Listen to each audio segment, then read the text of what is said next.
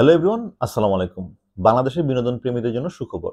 বাংলাদেশের বর্তমান সময়ে সবচেয়ে বিখ্যাত, সবচেয়ে পপুলার, জনপ্রিয় ডিরেক্টর রায়হান রাফি একসাথে ঘোষণা দিয়েছে দুটো সিনেমার, যা মুক্তি পাবে আগামী বছর রোজার ঈদে একটি এবং কোরবানি ঈদে একটি। যে দুটো সিনেমার ঘোষণা দিয়েছে তা হচ্ছে লায়ন এবং তুফান 2। ইয়েস, আমি জানি তুফান 2 নিয়ে অনেক হাইপ রয়েছে, বাট তার আগে কথা বলে নিই লায়ন নিয়ে। লায়ন সিনেমায় বাংলাদেশ থেকে অভিনয় করবে শরীফুল রাজ, বর্তমান সময়ে জনপ্রিয় অ্যাক্টর, এবং সে এই রায়হান রাফির সাথে একটা মুভি করেছিল যার নাম ছিল পরাণ, এবং সেটা ব্যাপক জনপ্রিয়তা পেয়েছিল। এখন এই ছবিতে কিন্তু আরো একজন সুপারস্টার রয়েছে, সে হচ্ছে কলকাতার জিৎ। ইয়েস, অনেকদিন ধরে গুঞ্জন ছিল যে কলকাতা থেকে হয়তোবা কোনো বড় অ্যাক্টরের সাথে রায়হান রাফি আগামীতে সিনেমা করবে, সেটা জিৎ হতে পারে, সেটা দেব হতে পারে।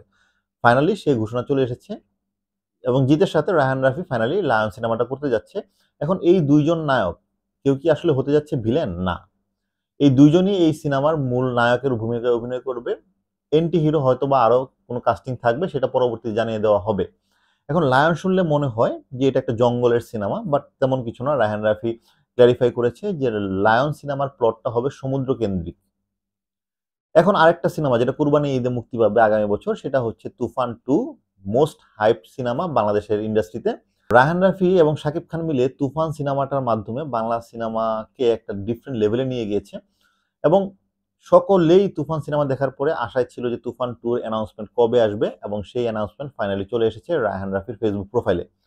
তুফান 2 মুক্তি পাবে আগামী বছর কোরবানি ঈদে। ডেফিনেটলি সেখানে শাকিব খান থাকবে, কিন্তু সেই শাকিব খান আসলে কোন শাকিব খান? গ্যাংস্টার শাকিব খান ওরফে তুফান, নাকি হচ্ছে শান্ত, যে কিনা একজন সহজ সরল ছেলে যে পরবর্তীতে তুফানের মতো হওয়া শুরু করে? কে মারা গেল তুফান সিনেমায়? সব জানতে হলে দেখতে হবে তুফান 2, ওয়েট করতে হবে কোরবানি ঈদ পর্যন্ত।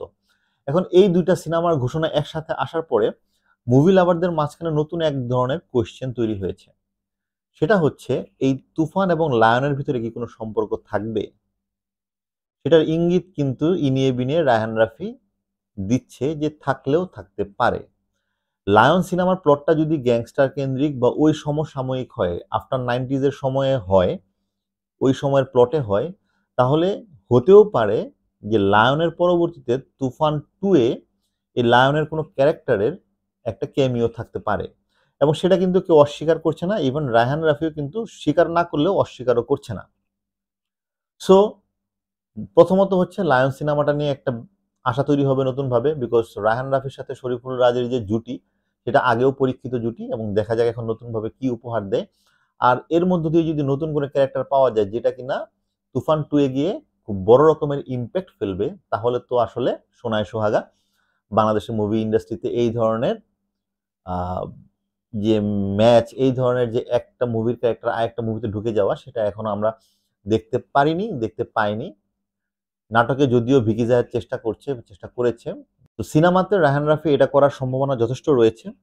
তো আপাতত আমরা অপেক্ষা করি এই সিনেমা দুটোর ফার্স্ট লুক এবং টিজার এবং অন্যান্য যারা কাস্টিং তারা কে কে হয় সব দেখার জন্য। ততদিন পর্যন্ত ভালো থাকবেন। আসসালামু আলাইকুম।